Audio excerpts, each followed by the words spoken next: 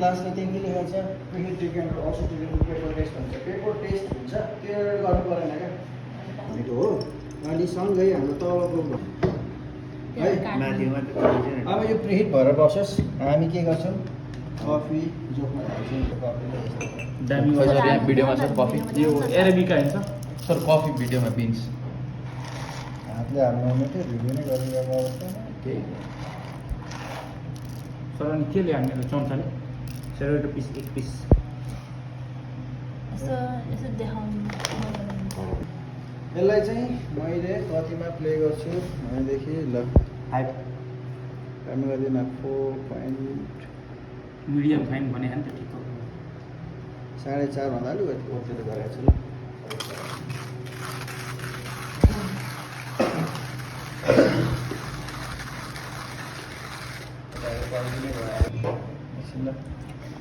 यो हाल्नु खिच है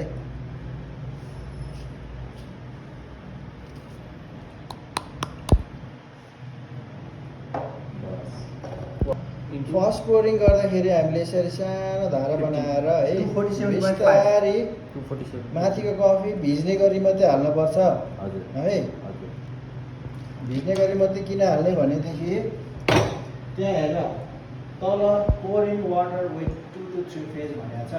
है 2 देखि 3 फेज या त 3 to 4 फेज गर्नु पऱ्यो क्या कन्टिन्यू एकजिट नहाल्ने ठिक छ भइसक्यो कति भयो होइन भएन भने के हुन्छ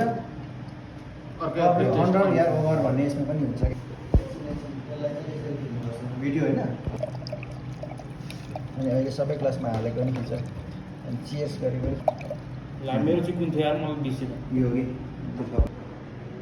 त्यसलाई अगाडिको फालेन छ त्यसको स्वाद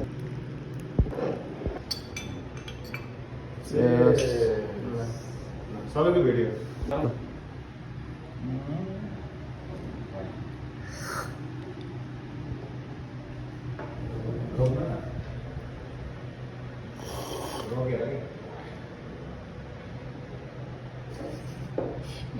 सबैको सिसा ग्लासमा भयो भने दाम हुन्छ रहेछ यो चाहिँ अब यो प्रोसेसको बाद